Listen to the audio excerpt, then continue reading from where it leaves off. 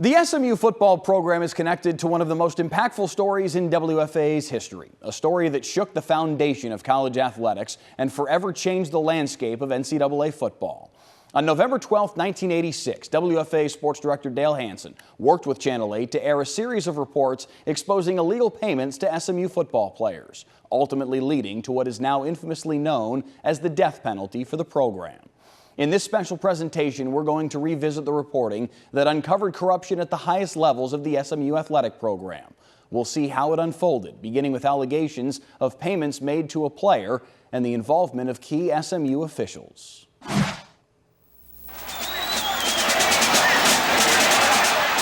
The year is 1982. David Stanley wears number 88 for the Angleton Wildcats. Stanley makes All-State and is selected for the 1983 Parade High School All-America team. His dreams of being college All-American and having a prosperous career in the pros. I played Little League football, I think when I was 9 years old, and junior high school, and college. I like football. It's just, I think I was made to play football. It's what I love to do. College recruiters from across the country journeyed to Angleton to try to woo him to their campuses. I was really fascinated at first, but then I just really got old real quick.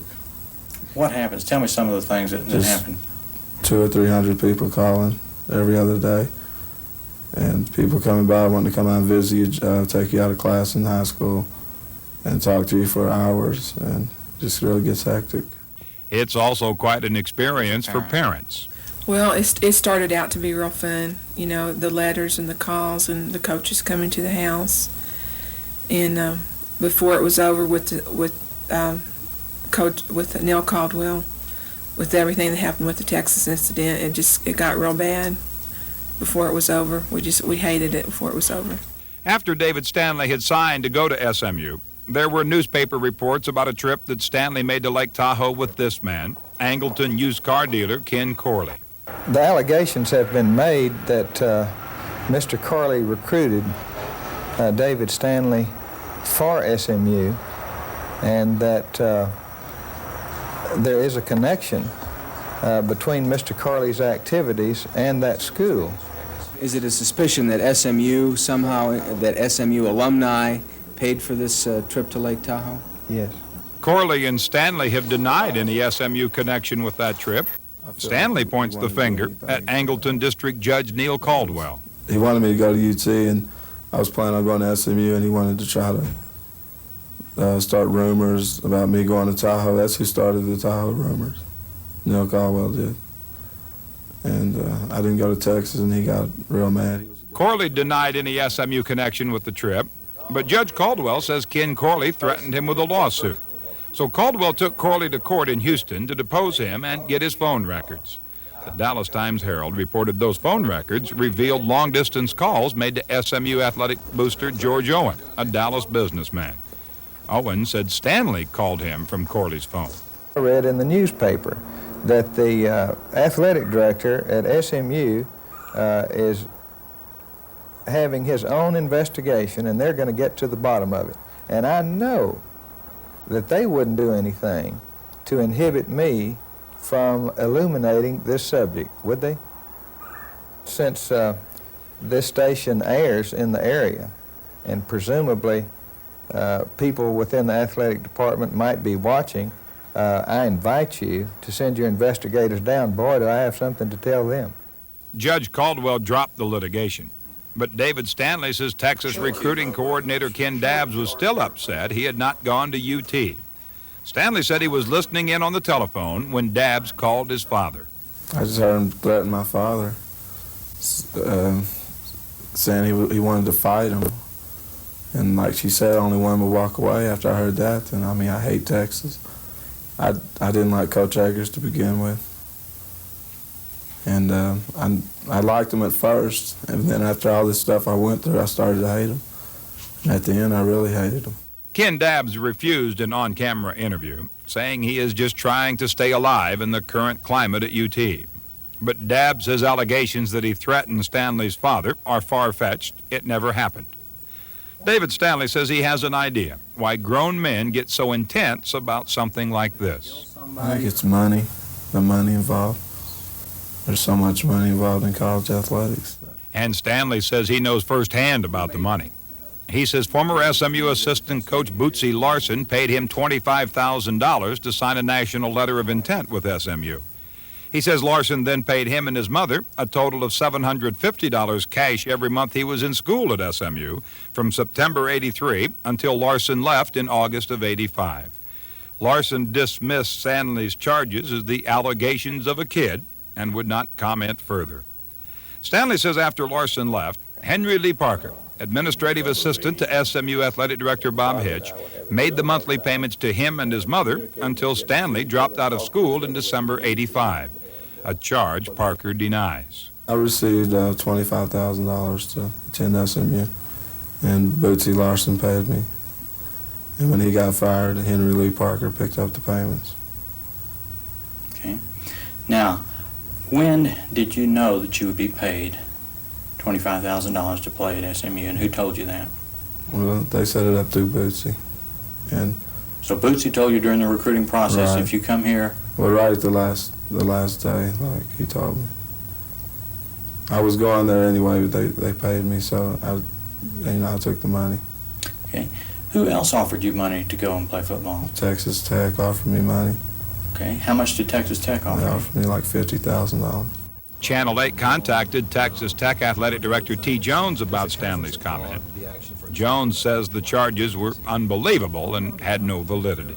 Why would you take $25,000 to play at SMU and turn down $50,000 somewhere else? I just felt like SMU was a real good school. They had a real successful program when I went there, and I thought I'd fit right in. Apparently, it just didn't work out. They offered David $25,000 to go to SMU, and my husband was against David taking the money. I was a little bit more for it because we needed the money so badly at the time. We were just in a real bad economic time. And David assured me, he said, I'm going to go to SMU anyway, Mom. You know, what does it matter? He said, they're going to give the money to someone. Dawn Stanley says David turned over the cash to her and her husband, and she says she did not deposit the $25,000 at one time. The Stanleys' bank records show cash deposits totaling more than $10,000 from March through June of 1983. At the time, Dawn Stanley says she and her husband were bringing in $2,900 a month to support a family of 5.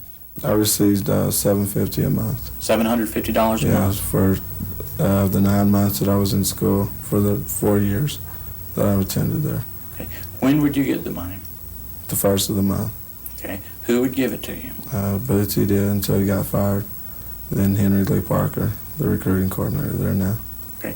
Where would the money transfer take place? In the office, football office. In the football office at Right, SMU? Right. Okay. What do you suppose Bootsy or Henry Lee Parker would say if I were to tell them this? How do you think they would respond? I don't know. I have no idea. Think they would deny it? I'm not sure if they would or not. It's true. So if they denied it, they'd be lying. Channel 8 contacted Bootsy Larson by phone last week. Larson refused an on-camera interview, saying it would not be any good for me or anyone else involved to comment. Things have been said about me that I don't appreciate. About David Stanley, we are taking the word of a kid. Parker denies making any payments to David Stanley or his parents. Stanley says the monthly payments of $750 broke down this way. He says he would receive $400 a month given to him in the SMU football office. David's mother says the other $350 would be mailed to her in these envelopes. If this envelope contained cash, as she says, the postmark would indicate the payment was sent after SMU went on probation in August of 1985. They sent us $350 a month to cover David's car payment. They mailed him in a payment every month in the mail in just an envelope. It was cash that came. Okay, you say they. Who made the mail the payments to you? Bootsy Larson mailed them until he left. After he left, Henry Lee Parker sent him. Did Henry Lee Parker ever send you anything else in the mail? No, he didn't. So that envelope had $350 in cash in it, and there's no way anything else could have been in that envelope. No, there wasn't. We approached Henry Lee Parker, SMU football coach Bobby Collins, and athletic director Bob Hitch about the matter. They denied knowledge of the $25,000 payment as well as the monthly payments. Have you done anything illegal after August of '85? No, Dale, to our knowledge, we have not. We asked Henry Lee Parker about the charge that he gave the family cash. He denied doing so. We also asked him what contact he has had with the Stanleys. I have never met his mother and father. He says you paid him. David Stanley said I did. He said when Bootsy Larson left, you handed the money over to him. No, Dale, that is wrong. Entirely. Did you ever send money to a bank for No, him? no, I really didn't. I had no involvement with the David Stanley thing at all. Did you ever send money to his parents? No. Did you ever send anything to his parents? No, I didn't. I've never even... He said that Bootsy Larson made those payments on the first of the month in the football offices at SMU, and then he said that you continued to make the payments after Bootsy left. No, that's not correct. I think Bob explained it a while ago. The primary reason I came here was to help us eliminate some of the things that This isn't easy. Uh-huh.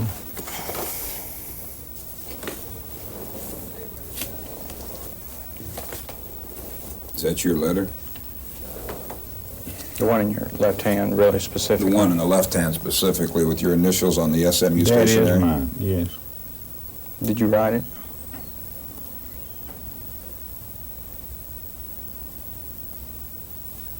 Let me get my glasses.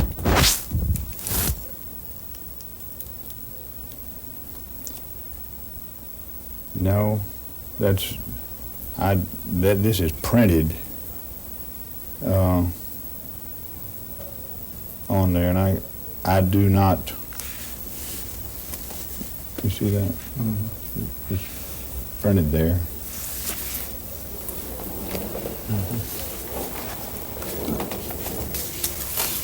Isn't this, are you saying you didn't do this? Mm-hmm. And the HLP, somebody else put that up there? It seems to me, because I don't write that way. He notes the date on the postmark.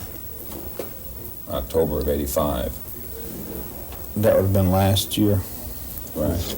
After the August sanctions, quite honestly. Mm-hmm. Mm-hmm. Do either of you recognize the handwriting on any of those envelopes? Bobby? Bob? Well, this one is SMU stationery. This one's SMU stationery. Postmarked October 1985. Somebody sent it to the Stanleys. He says, of course, it came from you. That really isn't my handwriting, because I don't print.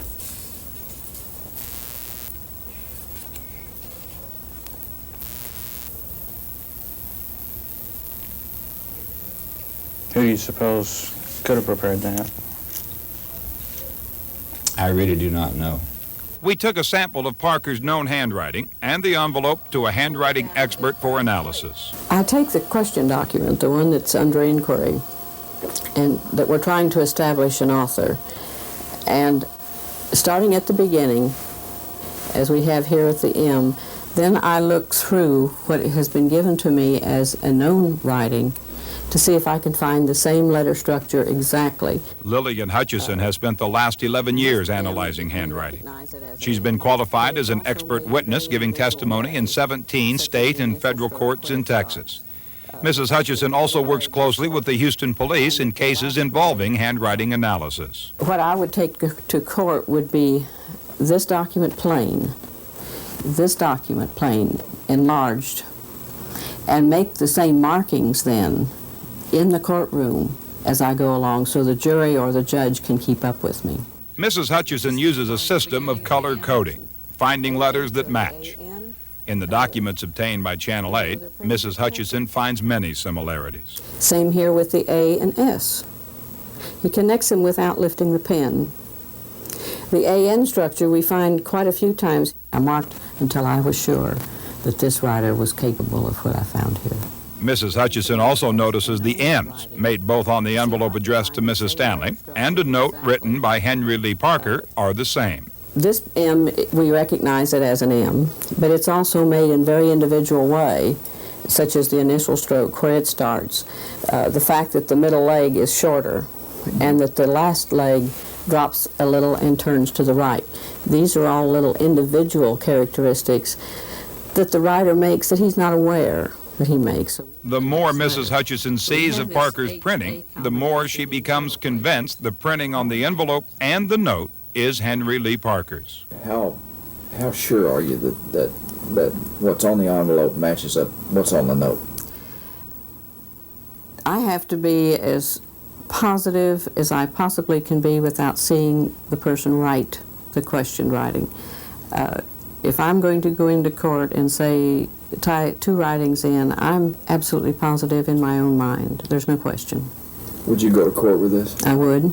A handwriting analyst cannot say what is sent in the envelope, however. So David Stanley and his mother submitted to a polygraph examination. Here are a few of the questions and the responses. To David Stanley, did you lie when you said you received $25,000 cash as a condition of signing your letter of intent to play football at SMU? He answered no. Did you lie when you said Ken Dabbs threatened your father over the telephone if you agreed to play football for SMU? Again, his answer no. Did you lie when you said that you received payments of $400 cash monthly from Henry Lee Parker after August of 1985? His answer no. To David's mother, Dawn Stanley, did you lie when you said that David actually received $25,000 cash to play football at SMU? Her answer, no. Did you lie when you said that you received payments of $350 cash monthly from Henry Lee Parker in addition to the money that David received? Her answer, no. Did you lie when you said you continued to receive payments in the mail from Henry Lee Parker after August 1985? Her answer, no. And did you lie when you said Ken Dabbs of the University of Texas actually threatened your husband regarding David's enrollment at SMU? And her answer, no. We had a question, did you lie when you said that you received payments of $400 cash monthly from Henry Lee Parker after August of 1985? And we had a question, did you lie when you said that you received money from SMU to play football after your appendectomy in September of 1985? Those questions, his results were +6 and +12 on a scale which requires +3 to pass. So you have no doubt, or at least the conclusions based on the testing, that David and Dawn were both telling the truth about the $25,000 cash payment and also about receiving monthly money after August of '85. No, I have no doubt whatsoever that they were truthful regarding those issues. There were many more key players involved in this special report. The investigation went deeper, bringing to light the broader support network SMU had in place, including efforts to provide drug treatment for David Stanley. In this next part, we focused on the perspective of a former SMU counselor and the university's attempts to shield itself from further fallout. We asked him, was there any improper booster involvement or recruiting involvement of any kind whatsoever, and he assured us that there was not.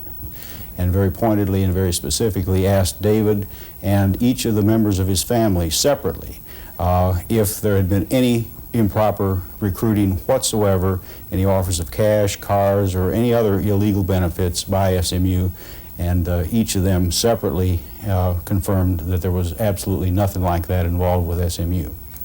And I've spoken to a tape recorder. They had a tape recorder and they asked me questions, and if I didn't say something exactly right, they turned off the tape recorder and told me what to say, and then I set it over and they played it.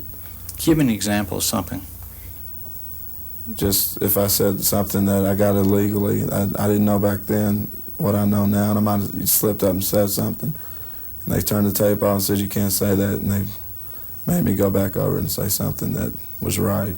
On no occasion was David Stanley ever told to change the substance of his statement to cover up any supposed admission of having received or been offered anything illegal. That simply did not happen, ever. During our investigation, Dale and John, we found no evidence that the kid was bought, And he went through the regular process, and so if he's saying that we coached him as to what to say on the tape, that is not true. Former SMU academic counselor Teresa Hawthorne says Hitch told her that David Stanley was a bought player. Well, I think, John, you're getting into an area now. Teresa Hawthorne is not an employee at SMU, and she was relieved of her responsibilities at SMU, and that is not a fact. I have not told Teresa Hawthorne or anybody that David Stanley is a bought player. That's ridiculous. I have nothing to gain from telling you all the NCAA violations that were broken.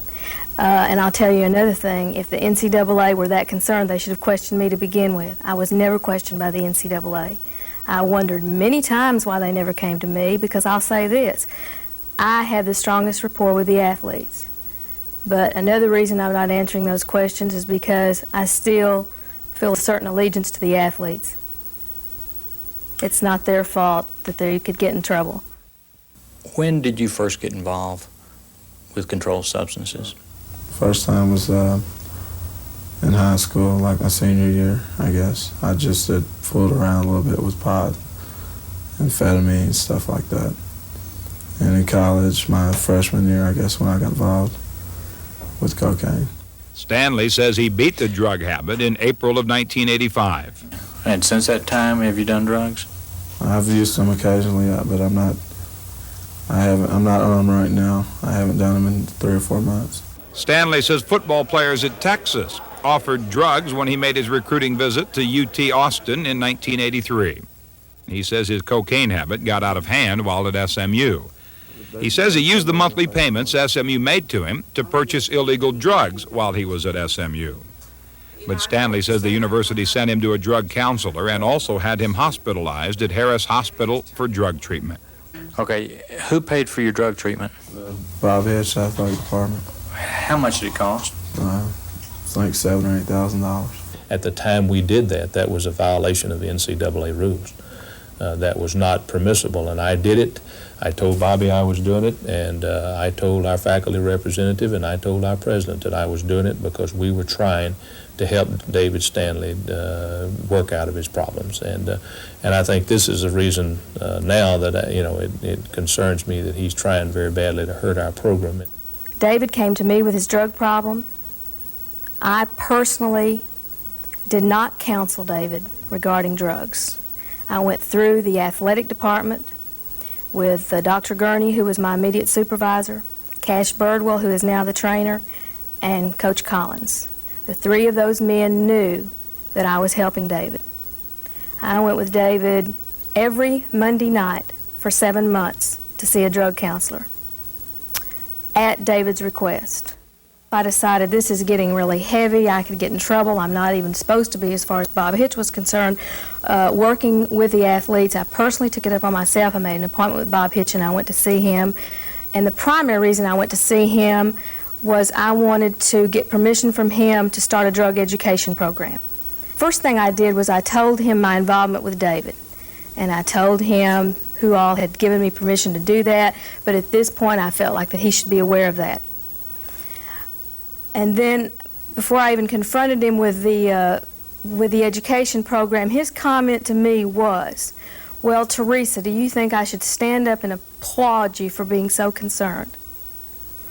Well, I was taken aback just a little, but I said, well, then he stopped me and he said, "Let me tell you one thing." He said, "David Stanley was a bought player, and he's still a bought player, and as long as I'm here, David Stanley will never step on that football field again."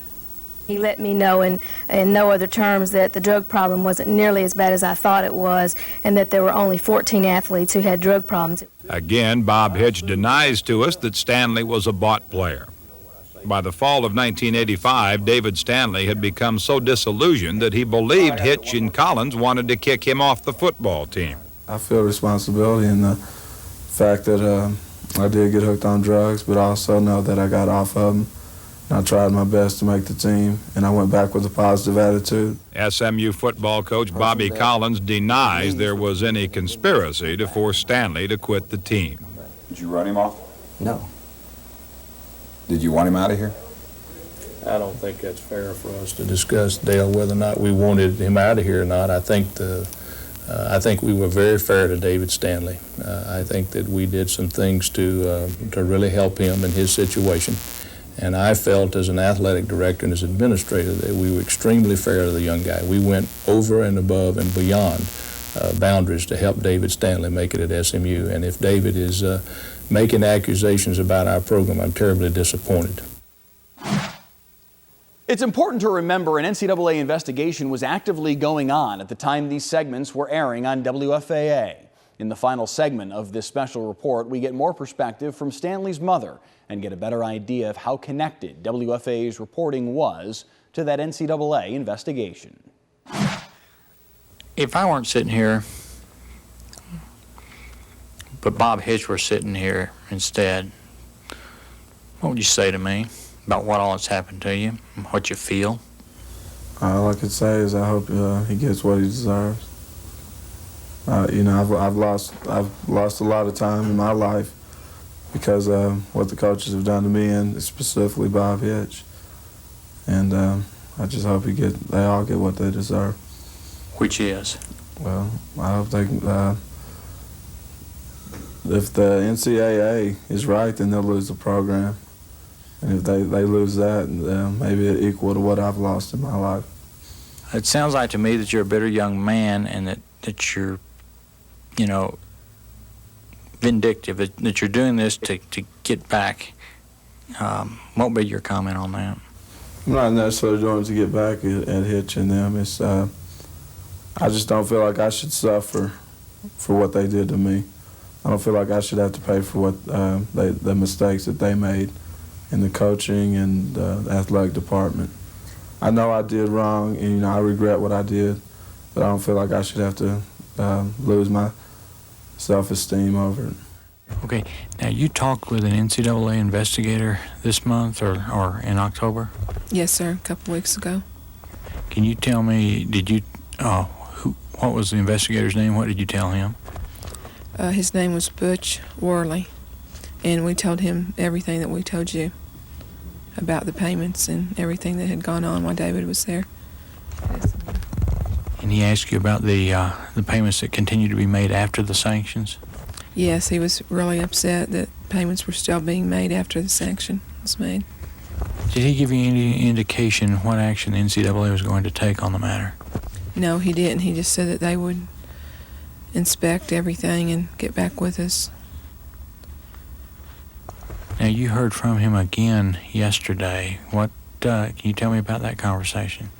Yes, he told us that SMU had called the NCAA in Kansas City and that they wanted to know where we were, that they wanted to talk to us about the allegations that we had made. He suggested that we try to meet with SMU in the next 3 to 4 weeks. Did he give you the impression that you were under an obligation to do this? Yes, he did. Did he mention anything about Channel 8? Yes, he told me that since Channel 8 was involved in this now, that they would not be able to secretly, to secretly go about finding out what was going on with these allegations that we had made, that it would have to go ahead now and be more of a full-speed operation. Did he indicate that might hasten their investigation? I don't know that he indicated that, but he said that we did need to plan on meeting with them in the next 3 to 4 weeks to get everything moving on it. If David Stanley gets what he wants, Hitch concedes the NCAA could entirely do away with the SMU football program for 2 years. I assume that it could if he were being paid after the date, yes. I would sure hope that that if that were the case, and it was something that, again, that was something that was not, under control or something we didn't know about, that I don't know, Dale. We've never had one, It would be the first, so I don't know. I'll sure say one thing, it sure won't help our appeal process of trying to receive any additional scholarships, if this type of thing is out on the streets. And I don't believe I can work in a program. If I were to know that this were going on, I don't think I could work in a program. And if you wanted to take the time, you might check my background and just see. Dale, you know, the thing is that